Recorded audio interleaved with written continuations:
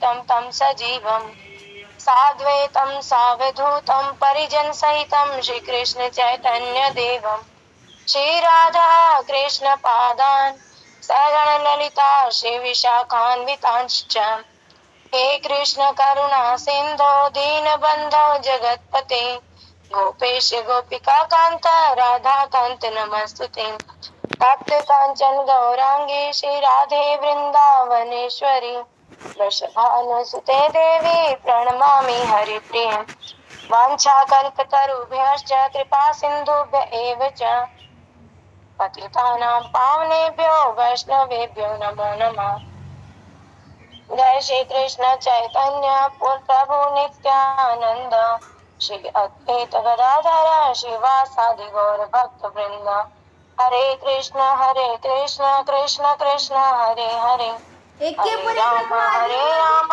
राम राम हरे हरे नमो विष्णुपादाय कृष्ण पृष्ठाय भूतले श्रीमते भक्ति वेदांत स्वामी इति नामिने नमस्ते सरस्वती देवी गौरवाणी प्रचारिणे निर्विशेष शून्यवादी पाश्चात्य देशतारिणे श्रील प्रभुपाद की जय।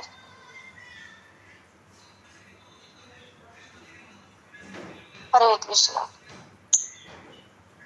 तो आज का जो है श्लोक संख्या 43 श्रीमद् भगवत गीता यथारूप अध्याय 3 श्लोक संख्या 43। एवं बुद्धे परं बुद्धवा संस्थभ्यात्म आत्म आत्मनः जहि शत्रुं महाबाहो काम रूपम दुरासदम। शब्दार्थ एवं इस प्रकार बुद्धे बुद्धि से परम श्रेष्ठ बुद्धवा जानकर संस्थाभ्य स्थिर करके आत्मानम मन को आत्मना सुविचारित बुद्धि द्वारा जही जीतो शत्रु को महाबाहो हे महाबाहो काम रूपम काम के रूप में दुरासदम दुर्जय।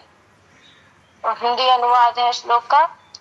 इस प्रकार है महाबाहु अर्जुन आपने अपने आप को भौतिक इंद्रियों मन तथा बुद्धि से परे जानकर और मन को सावधान आध्यात्मिक बुद्धि कृष्ण भावनामृत से स्थित करके आध्यात्मिक शक्ति द्वारा इस काम रूपी दुर्जय शत्रु को जीतो। तो जैसे कि हमने आज हमारा जो है तीसरे अध्याय का अंतिम श्लोक है, तो हमें एक बार थोड़ा सा पीछे चलते कि जैसे कि जो श्लोक संख्या 36 में जो अर्जुन ने प्रश्न किया था भगवान श्री कृष्ण से कि हे कृष्ण, जो व्यक्ति पाप नहीं करना चाहता है उसे किसके द्वारा प्रेरित होकर पाप करना पड़ता है ना। तो इस प्रश्न के उत्तर में भगवान ने जो है श्लोक संख्या 37 में कहा कि जो रजोगुण से उत्पन्न है ना, वही जो है ये काम ही जो है हमारा ना शत्रु है ना, जो व्यक्ति को ना चाहते हुए भी बल पूर्वक जो है पाप कर्म में लगाता है। और उसके बाद श्लोक संख्या 40 में भगवान ने बताया कि इस काम शत्रु का निवास हमारी इंद्रियों है ना, मन तथा बुद्धि में रहता है।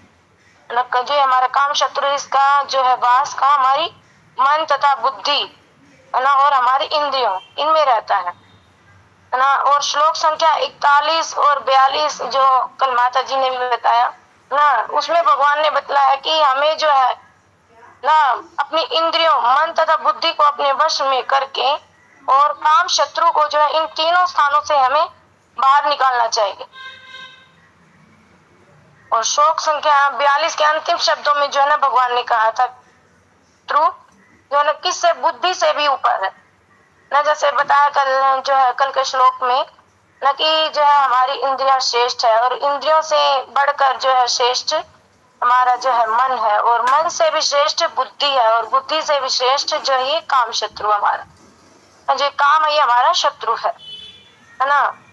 तो इसका अर्थ हम यही जाने कि जो है कि काम शत्रु को हमने इंद्रियों मन तथा बुद्धि से अगर हमने बाहर निकाल भी दिया है ना, परंतु अभी भी जो है बुद्धि से ऊपर ये स्थित है और भगवान हमें सचेत कर रहे हैं ना, बार बार बता रहे कि अभी हमारा जो है कार्य जो ये समाप्त नहीं हुआ, हमें जो काम शत्रु हमारा है इससे हमें निजात पाना होगा।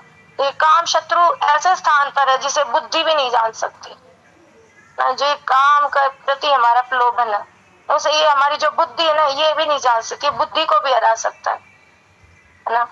तो इस श्लोक में भगवान जो है हमें शिक्षा दे रहे हैं कि अब हम इस काम शत्रु को किस प्रकार समझें तथा किस प्रकार जो है इसको पूरी तरह जो हम जो है समाप्त करें, जिससे हमारा जीवन पापों से सुरक्षित हो सके। और इस श्लोक में भगवान की जो है ना हमें जो है ना 4 शिक्षाएं जो है ना दे रहे न, कि जो ना ये काम शत्रु जो हमारा बुद्धि से भी ऊपर है ना, इसको हम जैसे श्लोक के जो है पहले जो 4 शब्द है ना, प्रारंभिक जो हमारे 4 शब्द है, एवं बुद्धे परम बुद्धवा, अर्थात जो भगवान कह रहे कि इस काम शत्रु को हम बुद्धि से ऊपर जाने। तो हम जानते हैं कि इंद्रियों से ऊपर जो है मन है और मन से ऊपर बुद्धि है तथा बुद्धि से भी ऊपर हमारा क्या है, अहंकार है ना। काम शत्रु हमारा किस में, अहंकार में स्थित है। और तो जो है हमें समझना चाहिए कि ये काम शत्रु अहंकार में स्थित है ना। अभी तक हमने जो है इंद्रियां, मन तथा बुद्धि से जो है काम शत्रु को ना निकालने को अपने ना निकाल देना जो है, इन तीनों को हमें अपने जो है हमने अपना अधिकार में कर लिया ना। जैसे हमने समझा कि काम को कैसे हम जो है कंट्रोल कर सकते हैं ना, बुद्धि को, मन को, परंतु भगवान जो कह रहे कि इस समय भी हम जो है सुरक्षित नहीं है, क्योंकि काम शत्रु जो है हमारे अहंकार में स्थित है ना। और हमारा अहंकार कितने प्रकार का है, भौतिक अहंकार और ना आध्यात्मिक अहंकार ना। भौतिक अहंकार जो है ना हमें क्या बताता है कि भौतिक अगर हमारे अंदर अहंकार है तो हम क्या समझते हैं कि ना हम अपने आप को जो भगवान से स्वतंत्र समझते हैं ना। हम ये सोचते कि हम जो है सारा कार्य जो है स्वयं से कर लेंगे ना, हम तो स्वतंत्र हैं, हम कुछ भी कर सकते हैं। और जो है हम जो है श्री कृष्ण की शरण लेना नहीं चाहते। और इस भौतिक अहंकार से जो है ना, इसी में तो जो है काम शत्रु हमारा स्थित होता है ना।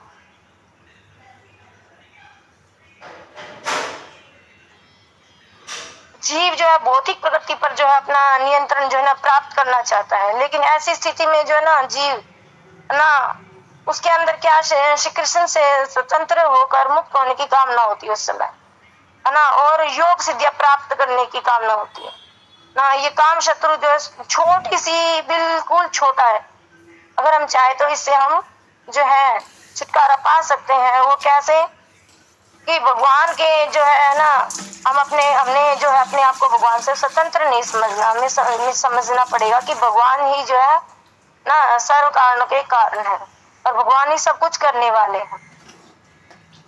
जैसे कि इस श्लोक में भी जो है भगवान बता रहे ना अर्जुन को कि ना आध्यात्मिक बुद्धि ना मन को सावधान आध्यात्मिक बुद्धि कृष्ण भावनामृत में स्थिर करके आध्यात्मिक शक्ति द्वारा इस काम रूपी दुर्जय शत्रु को जीतो।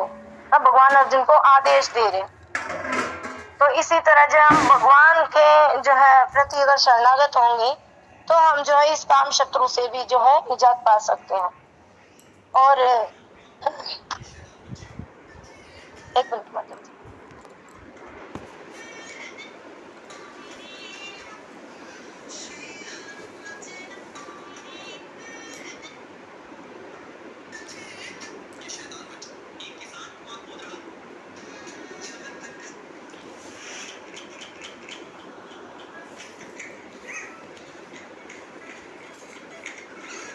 हरे कृष्ण। जैसा कि हम बता रहे थे अभी कि जो ना हमारा काम है ना, हमारी जो कामनाएं होती है ना वो किससे, हमारी बुद्धि से भी परे है ना। हम इस अहंकार को जो है बुद्धि के द्वारा ना नहीं समझ सकते कि जिस समय व्यक्ति ना बुद्धि के द्वारा विचार करता है ना कि मेरे अंदर तो बहुत अहंकार है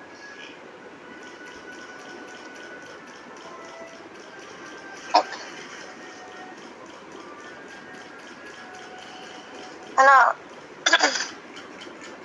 कि मैं ही श्रेष्ठ हूँ ना, मेरे को ही सब कुछ पता है और मैं ही सब कुछ करने वाला हूँ, मैं सब कुछ कर सकता हूँ ना। मैं हमेशा जो अपनी वाणी से अपनी श्रेष्ठता की बातें ना बोलता रहता हूँ ना अब मुझे जो है इस अहंकार से मुक्त होना है ना। जीव सोचता है कि अब मैं इस अहंकार से मुक्त अगर हो जाऊं तो मैं भगवान की तरफ जो है कर सकता हूँ, लेकिन इस प्रकार ना जीव अपनी श्रेष्ठता की बातें बोलना बंद कर देता है। अगर वो ठान ले कि मैं जो है अपने अहंकार से मुक्त हो जाऊं ना, और वो जो है फिर अहंकार भरी बातें ना बोलना अगर बंद भी कर दे तो ना, तथा ना वो अपनी बुद्धि से उस समय जो उसको समझने लगता है कि मेरे अंदर जो है ना अहंकार नहीं है ना। परंतु अहंकार जो है ना हमारा इतना सूक्ष्म है कि ना व्यक्ति, कोई भी व्यक्ति ना बुद्धि के द्वारा ये समझ नहीं पाता कि अब उसे ना इस बात का अहंकार हो गया है कि मेरे अंदर अहंकार नहीं है ना। कि इससे हम ये समझ सकते हैं ना कि हमारा अहंकार कभी भी जो है खत्म नहीं हो सकता है ना। अगर हम अपने अहंकार को खत्म करना चाहते हो, हमें तो सिर्फ जो है भगवान श्री कृष्ण को ही ना सर्वोपरि समझना होगा। लेकिन हम लोग समझते हैं ना कि हम लोग तो ना मैं ही जो अपने बच्चों को पाल रहा हूँ ना, ये जो मैं ना कमा के लाता हूँ इसी से जो मेरे बच्चों का पेट भर रहा है। लेकिन अगर भगवान ना चाहे ना तो भगवान की मर्जी के बगैर तो एक पत्ता भी जो है ना इधर से उधर हो ही नहीं सकता है ना। तो इससे हमें यही समझ आया, हम समझ सकते हैं कि अहंकार और ना काम जो है हम ना नष्ट नहीं करे किए जा सकते हैं। ना ही हम अहंकार को नष्ट कर सकते हैं और ना ही जो है काम को नष्ट कर सकते हैं। कामना तो हर एक के इंसान के ना अंदर विद्यमान है, वो चाहे हम भौतिक कामना करें या आध्यात्मिक कामना करें। और हमारे लिए सर्वश्रेष्ठ क्या है? आध्यात्मिक कामना। तो क्यों ना हम भौतिक कामना को छोड़कर आध्यात्मिक कामना ही करें, है ना। तो इससे जो है हम कुछ तो अच्छा कर पाएंगे। ये जो हमारा मनुष्य शरीर हमें मिला है इसमें हम जो है इसका कुछ तो फायदा उठा पाएंगे। तो यही है कि इससे जो है हमें पता चलता है कि हम अहंकार को जो है नष्ट नहीं कर सकते ना।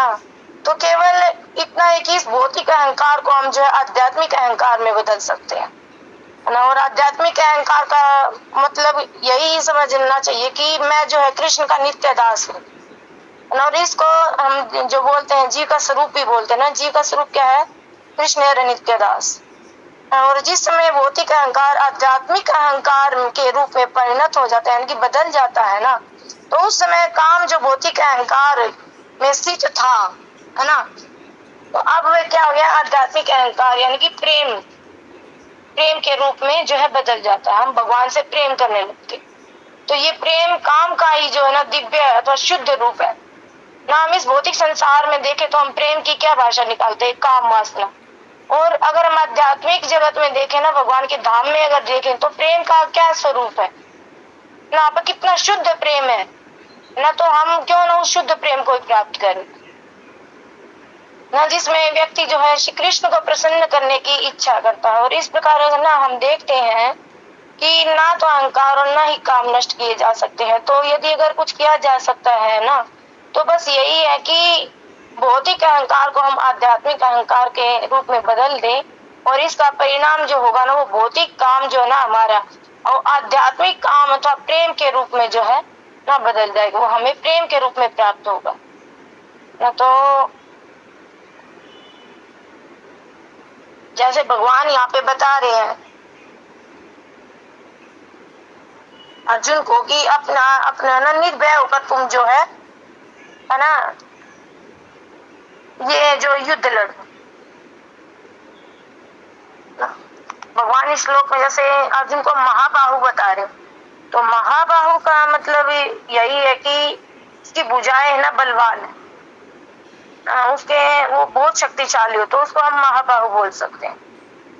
तो यहाँ पे जो है अर्जुन को ना बोल रहे हैं श्री कृष्ण की, हे महाबाहु अर्जुन, अर्जुन ना अपने आप को भौतिक इंद्रियों मन तथा बुद्धि से परे जानकर और मन को सावधान आध्यात्मिक बुद्धि कृष्ण भावनामृत में स्थिर करके आध्यात्मिक शक्ति द्वारा इस काम रूपी दूसरे शत्रु को जीतो। तो भगवान भी यही बोल रहे हैं कि ये जो हमारा काम रूपी जो शत्रु इसको हमें कैसे जीतना है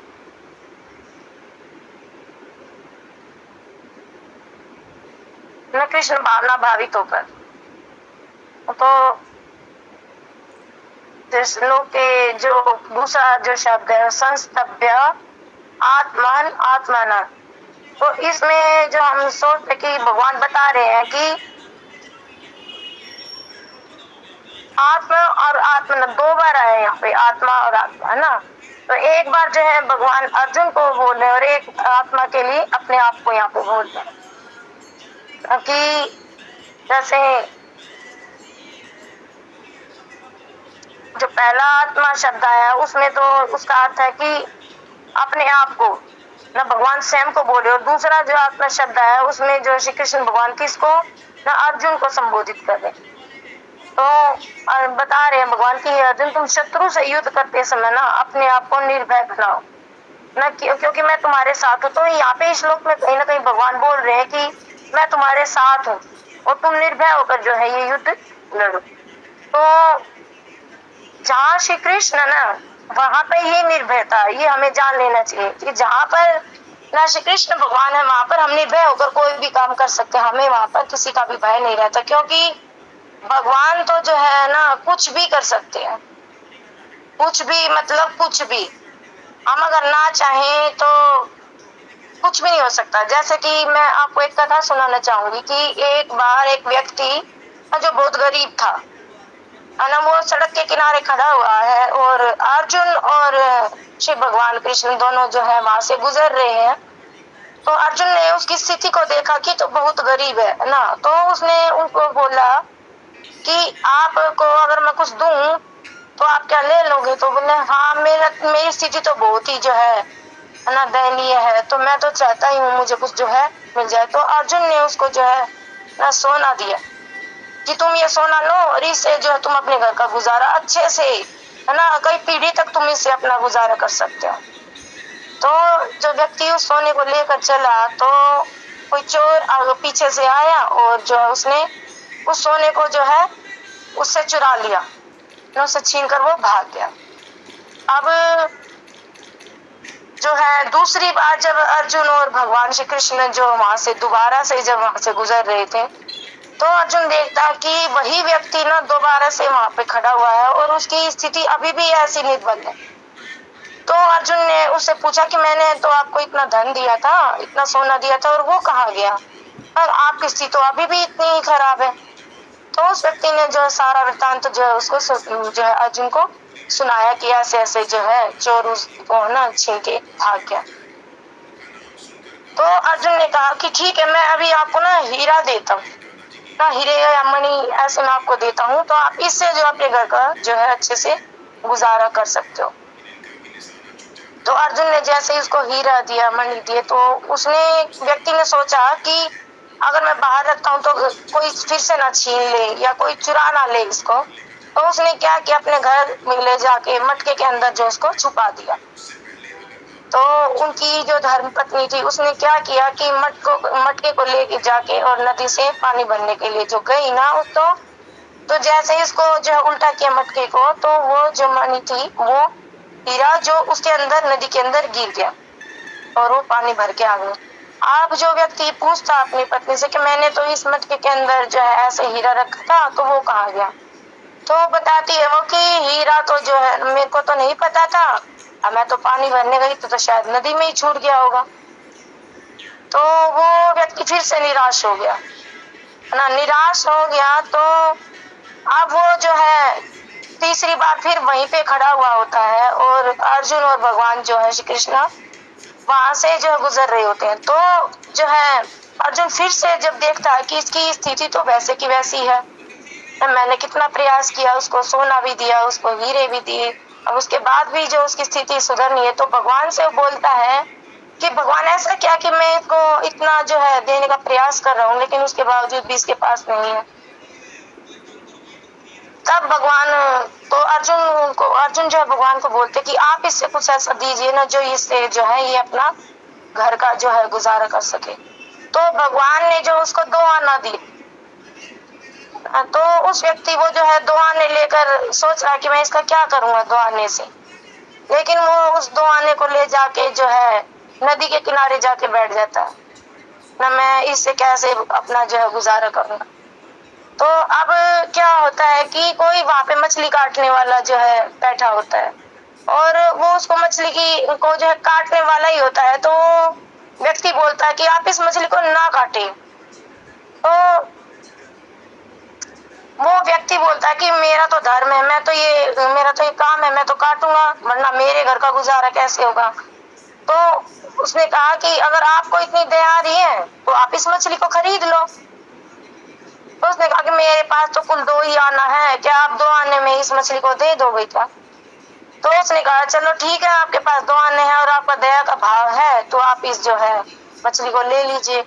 और जैसे ही उन्होंने वो मछली को लिया और उसको उल्टा किया, तो उसके मुंह के अंदर से जो है ना वो हीरा जो है निकल के गिरा।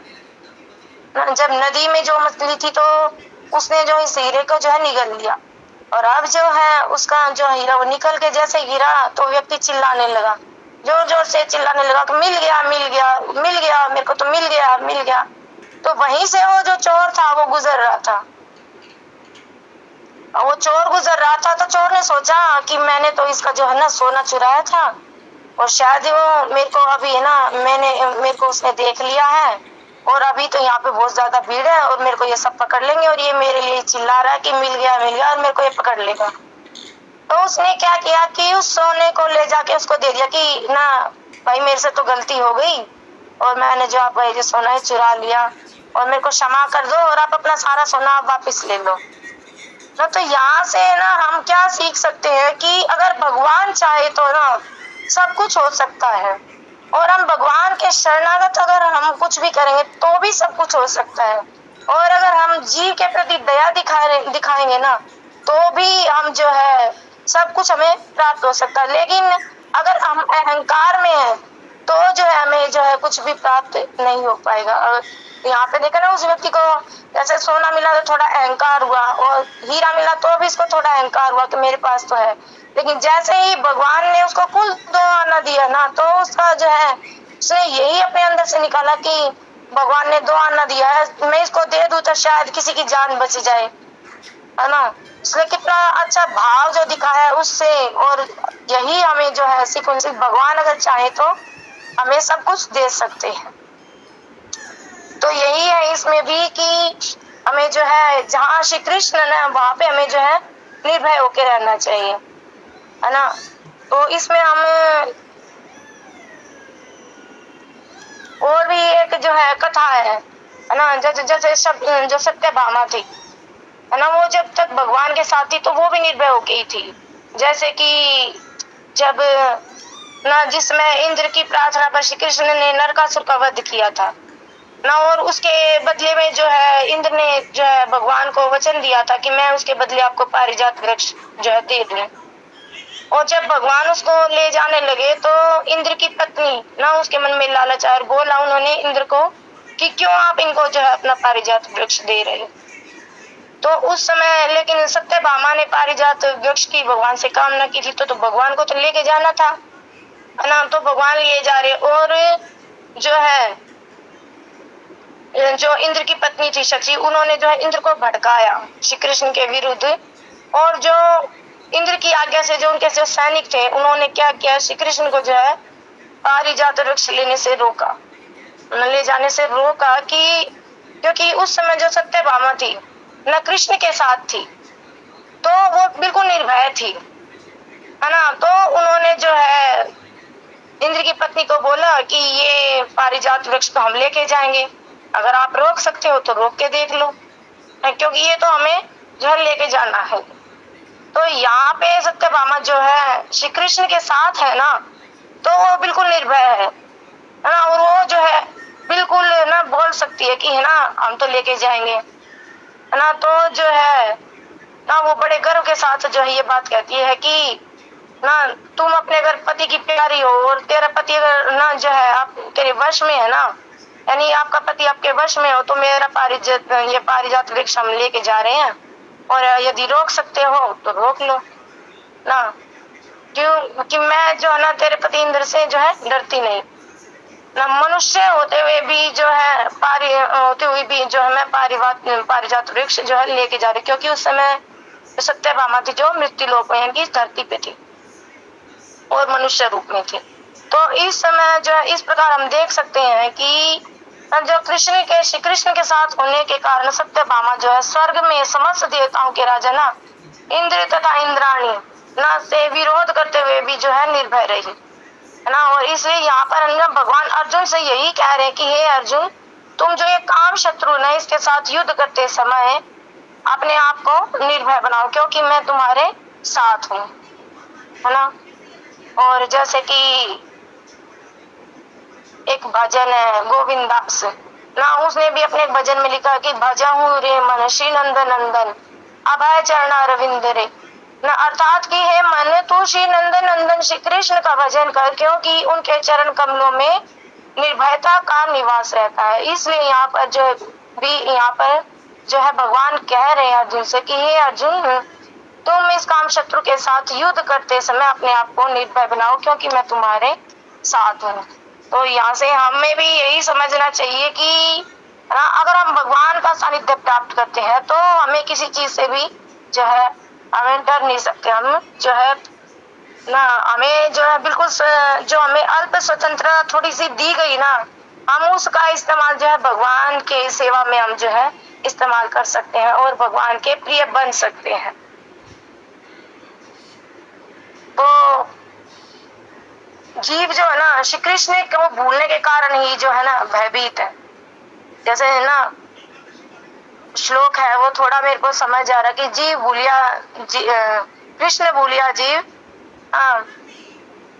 कुछ ऐसा ही है कि माया छपटिया धरे, और थोड़ा समय इसको ना कम समझ आ रहा है मेरे को, लेकिन ऐसा ही है कि अगर हम कृष्ण को भूल जाएंगे ना तो माया बिल्कुल हमारे साथ ही बैठी है, वो हमें जो है झपट्टा मार के जो है अपने साथ कर लेगी और जो है हम माया के वशीभूत हो सकते हैं ना। तो जो शिला प्रभुपाद वो भी बोलते हैं कि भुलक्कड़ बद्ध जीव जो है ना भयभीत रहता है और मुक्त आत्मा ना कभी भी जो है भयभीत नहीं रहती है।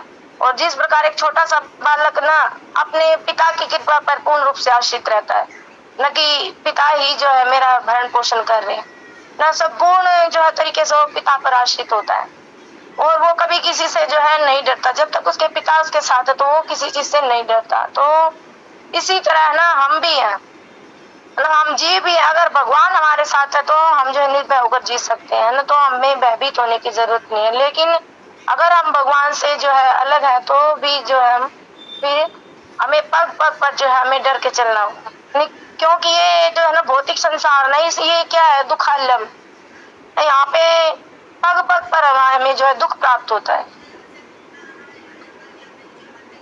तो अगर हम यही जो है इसमें जो मेरे को थोड़ा समझ में आया ना कि जो है ना हमें भगवान के प्रति पूर्ण शरणागत जो है होना चाहिए। तो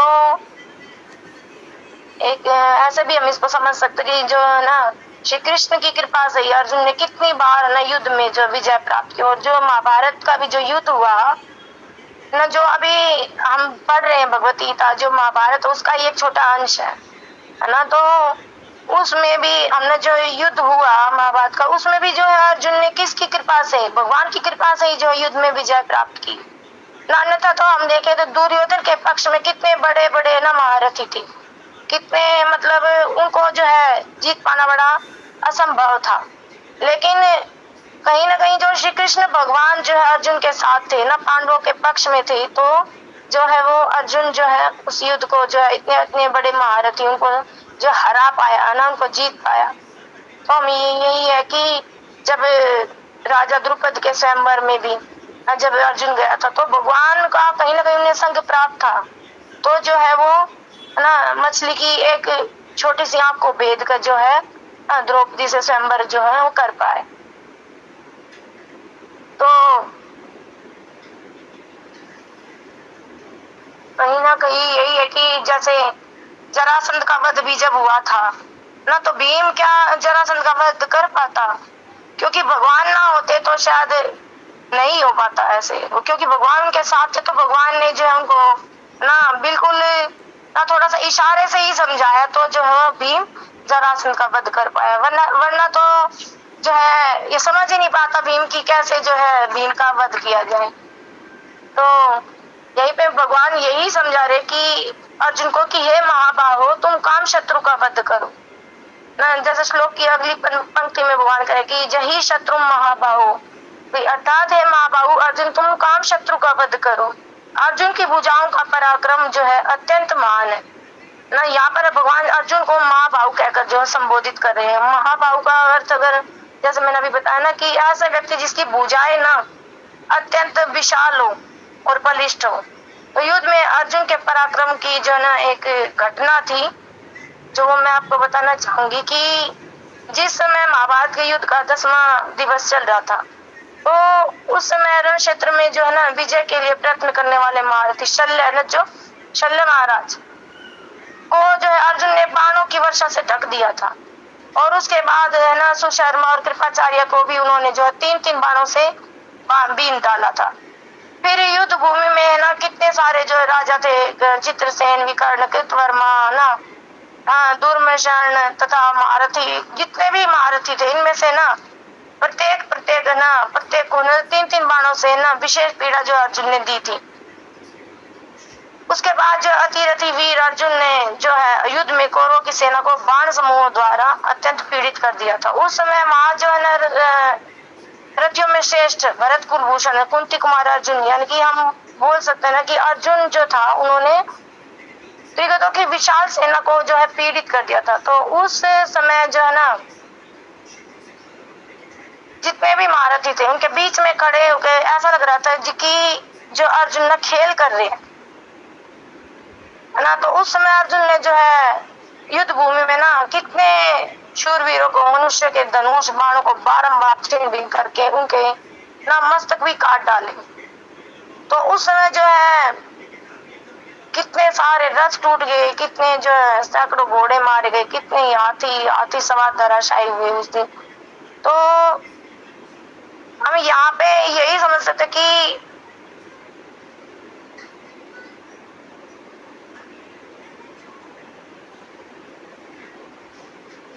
मिनट का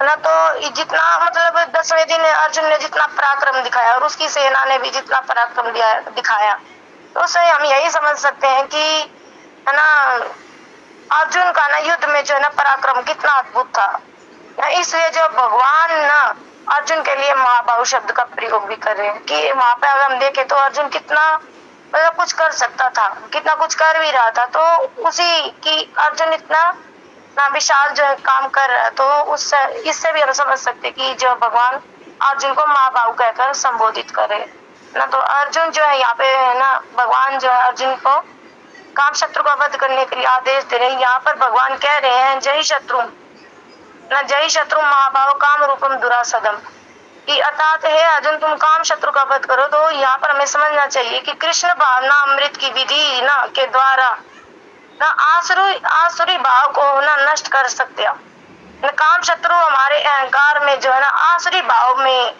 के रूप में स्थित है, नहीं असुर के रूप में हमारे अंदर बैठा हुआ है काम भाव। और असुरी भाव के कारण हम सोचते हैं कि मैं ही ना सभी वस्तुओं का स्वामी हूँ और मैं ही भोगता हूँ और मैं ही सबसे धनी व्यक्ति हूँ और मैं कोई अन्य मेरे समान जो है सुखी नहीं है।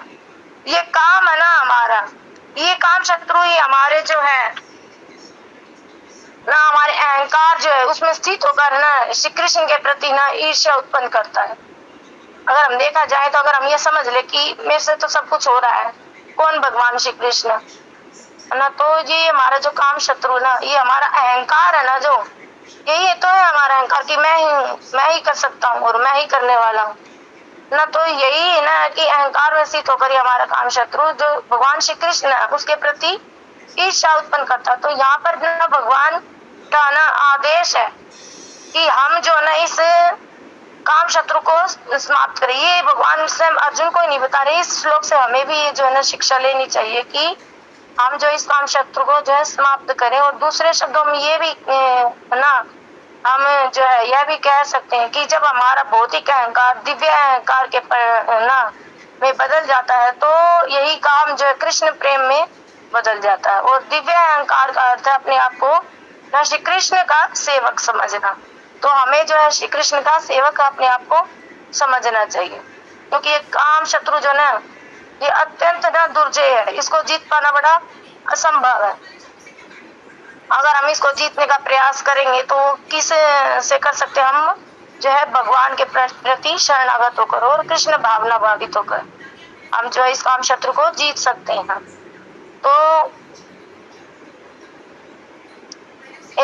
मार्कंडेय जो ऋषि था, उन्होंने भी जो अपने भक्ति के बल पर जो अपने इस काम शत्रु को जीत लिया था, है ना।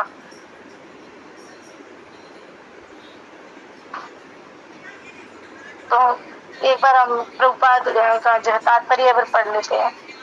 भगवद गीता का यह तृतीय अध्याय निष्कर्षतः मनुष्य को निर्देश देता है कि वह निर्विशेष शून्यवाद को चरम लक्ष्य न मानकर अपने आप को भगवान का शाश्वत सेवक समझते हुए कृष्ण भावनामृत में प्रवृत्त हो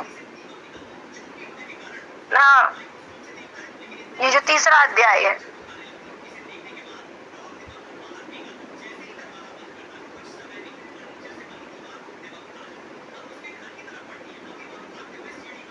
इसमें जो है जो श्रील प्रभुपाद बता रहे हैं, मनुष्य को निर्देश देता है ये तीसरा अध्याय कि वह निर्विशेष शून्यवाद को चरम लक्ष्य न मानकर अपने आप को भगवान का शाश्वत सेवक समझते हुए कृष्ण भावनामृत में प्रवृत्त हो।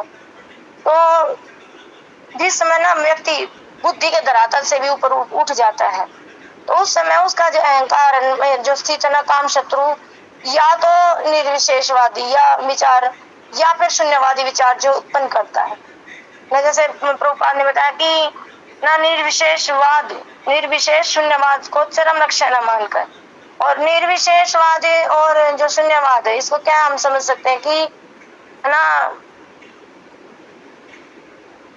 निर्विशेषवाद का अर्थ यही है कि हमें ये समझना कि परम सत्य में कोई विशेषता नहीं है, अर्थात परम सत्य ना तो कोई रूप है और ना कोई उसका गुण है और ना ही उसका कोई नाम है, तथा शून्यवाद ना जो उसका अर्थ है कि जीवन के बाद कोई जीवन ही नहीं है। कि समझते हैं शून्यवादी कि हम अगर जो ना मृत्यु को प्राप्त होंगे तो उसके बाद कोई हमारा जीवन नहीं है ना। एक बिंदु है जो भगवान की ज्योति, उसमें हम जाकर उसी से में मिल जाएंगे। तो जो है इसमें प्रभुपाद बता रहे हैं कि हमें जो है इस निर्विशेषवाद रहना शून्यवाद को चरम लक्ष्य न मानकर अपने आप को भगवान का शाश्वत सेवक समझते हुए कृष्ण भावना में प्रवृत्त होना चाहिए। ताकि हमें ये नहीं सोचना चाहिए कि जो शून्यवादी जो बता रहे हैं, निर्विशेषवादी जो बता रहे हैं, हमें उनको छोड़ के न परम भगवान की जो है उपासना करनी चाहिए। और हमें समझना चाहिए कि भगवान का तो रूप है सच्चिदानंद विग्रह, भगवान तो सच्चित और आनंद से बने हैं और भगवान का साक्षात आकार भी है, साक्षात स्वरूप है भगवान का। तो हमें जो है इनका सुनना नहीं चाहिए। और भौतिक जीवन में मनुष्य काम तथा प्रकृति पर प्रभुत्व पाने की इच्छा से प्रभावित होता है, और प्रभुत्व तथा इंद्रिय तृप्ति की इच्छाएं ना बद्ध जीव की परम शत्रु है। तो यहाँ पे श्रील प्रभुपाद भी बता रहे कि ना अपने आप को ना इस अहंकार में स्थित करना कि मैं ही परम ना जो है भोगता हूँ, मैं ही सब कुछ करने वाला हूँ, ये है समझना। और अपनी इंद्रिय तृप्ति की इच्छाएं जो हमारी है ना, वे बद्ध जीव की ना परम शत्रु है ना। यानी कि हमारी परम शत्रु, अगर हम इनके अंदर रहे ना तो जो हमारा जीवन जो है व्यर्थ है। किंतु कृष्ण भावनामृत की शक्ति से मनुष्य इंद्रियों, मन तथा बुद्धि पर नियंत्रण रख सकता है। यानी किंतु जो है जो कृष्ण भावना भावित होकर ना उसकी शक्ति से है ना मनुष्य जो इंद्रियों, मन तथा बुद्धि पर नियंत्रण रख सकता है। जैसे हमने पिछले श्लोकों में भी पढ़ा कि हम मन तथा बुद्धि पर कैसे नियंत्रण रख सकते हैं। तो यहाँ पे बिल्कुल स्पष्ट बताया है प्रभुपाद ने कि हम कृष्ण भावना अमृत में अगर ना जो शक्ति है उससे हम जो है अपनी इंद्रिया, मन तथा बुद्धि पर नियंत्रण रख सकते हैं। इसके लिए मनुष्य को सहसा अपने नियत कर्मों को बंद करने की आवश्यकता नहीं है। नहीं, इसके लिए मनुष्य को अपने जो नियत कर्म है, ये नहीं कि हमें अपना जो हमारा धर्म है, हमारा जो है ना कर्तव्य है उसको हम छोड़ दे, अपने हमारे जो नियत कर्म है उनको बंद करने की हमें कोई भी आवश्यकता नहीं। अपितु धीरे धीरे कृष्ण भावनामृत विकसित करके भौतिक इंद्रियों तथा मन से प्रभावित हुए बिना अपने शुद्ध स्वरूप के प्रति लक्षित स्थिर बुद्धि से दिव्य स्थिति को प्राप्त हुआ जा सकता है। अभी तो जो हम धीरे धीरे न कृष्ण भावनामृत विकसित करके भौतिक इंद्रियों तथा मन से प्रभावित हुए बिना अपने शुद्ध स्वरूप के प्रति लक्षित स्थिर बुद्धि के दिव्य स्थिति को प्राप्त कर सकते हैं। तो यही इस अध्याय का सारांश है। जो ये अध्याय हमारा 13वां, इसमें जो है प्रभुपाद ने इसका सारांश बताया है कि हमें जो है धीरे धीरे कृष्ण भावनामृत विकसित करना है अपने अंदर, है ना, और अपनी इंद्रियों तो मन और बुद्धि से प्रभावित हुए बिना जो हमें शुद्ध स्वरूप के प्रति, शुद्ध स्वरूप यहाँ पर भगवान श्री कृष्ण के लिए बताया कि शुद्ध स्वरूप के प्रति लक्षित स्थिर बुद्धि से दिव्य स्थिति को हम प्राप्त कर सकते हैं। तो सांसारिक जीवन की अपरिपक्व अवस्था में दार्शनिक चिंतन तथा यौगिक आसनों के अभ्यास से इंद्रियों को वश में करने के कृत्रिम प्रयासों से आध्यात्मिक जीवन प्राप्त करने में सहायता नहीं मिलती। उसे श्रेष्ठ बुद्धि तथा कृष्ण भावनामृत में प्रशिक्षित होना चाहिए। इस प्रकार श्रीमद् भगवत गीता के 3 अध्याय कर्म योग का भक्ति वेदांत तात्पर्य पूर्ण हुआ। तो कितना सुंदर जो है प्रभुपाद ने ना हर एक तात्पर्य में जो हमें ना कितना अच्छे से समझाने की, है ना, कोशिश। मैं तो ना ये अपने से यही बोलती हूँ कि ना जो भी भगवत गीता है ना, जो भी प्रभुपाद हमें ना हर एक श्लोक में समझाने का प्रयास कर रहे हैं, तो उसका जो है ना निचोड़ मेरे को तो यही लगता कि हमें जो है कृष्ण भावना भावित सबको हो जाना चाहिए और कृष्ण को अपने आप को जो है समर्पित कर देना चाहिए। और अगर मुझसे कोई त्रुटि हुई हो या मैं कुछ भी गलत बोल पाई तो आप सभी भक्त जो है मुझे क्षमा कर देना, और अगर मैं कुछ अच्छा भी बोल पाई हूँ तो वो सब आप सभी भक्तों के ना सानिध्य से और गुरु महाराज की और प्रभुपाद की कृपा से और हमारे जो है शिक्षा गुरु जो हमें जो इतना कुछ जो है ना दे रहे हैं। वरना तो मेरे को तो लगता था, यही सोचती थी मैं कि क्या हम कभी कुछ पढ़ पाएंगे, है ना। बार बार जो प्रभु जी बोलते थे पढ़ना चाहिए ना, रीडिंग करना चाहिए और समझना चाहिए, लेकिन ना मैं तो बिल्कुल भी पढ़ नहीं पाती थी और ना ही कोई रीडिंग ऐसे कर पाती थी। और ये तो हम प्रभु जी, निमाई बंधु प्रभु जी और हमारे सचिपति प्रभु का मैं बार बार धन्यवाद करती हूँ कि हम जो है थोड़ा बहुत ये इसको पढ़ पाते हो, ज्यादा नहीं तो कुछ एक समझ पाते हैं। हरे कृष्ण। धन्यवाद सभी भक्तों। माता जी आपने इतनी सुंदर क्लास की और आप कहते हो पढ़ नहीं पाती, यानी पढ़ती हो तो आप इतनी सुंदर क्लास लेती हो। हमें तो श्लोका भी याद नहीं था, आप तो इतनी सुंदर श्लोका से, इतने सुंदर उदाहरण से हमें इतनी अच्छी तरह समझाते हो। हमें तो कुछ भी नहीं आता, आप तो इतनी सुंदर हमें क्लास लेके हमें समझाते हो। हमें सौभाग्य मानना चाहिए कि हम आपके संदर्भ में आके हम आपकी इतनी सुंदर श्लोका के बारे में समझ पा रहे हैं, इतनी सुंदर आप बता पा रहे हैं। पहले तो हमें कुछ भी नहीं आता था, पर यह है कि हमें धन्यवाद करना चाहिए अपने गुरु महाराज का, अपने शिक्षा गुरु का, हमें ये क्लासेस दी जिसके हमारे हम भगवत गीता का इतना सुंदर अध्ययन कर रहे हैं और सब श्लोकों को जान पा रहे हैं इतने सुंदर से। हरे कृष्ण। विनीता माता जी आप कुछ ऐड करिए इसके बारे में। और कृष्ण माता जी, मैं सॉरी माता जी, मैं थोड़ा सा बीच में बोल रही हूँ, क्षमा करना माता जी। ये सब माता जी ना आप सभी भक्तों की ना विनम्रता है जो माता जी इतना सब कुछ है ना एक दूसरे को ग्लोरीफाई करते रहते हो ना, तो ये अच्छा है माता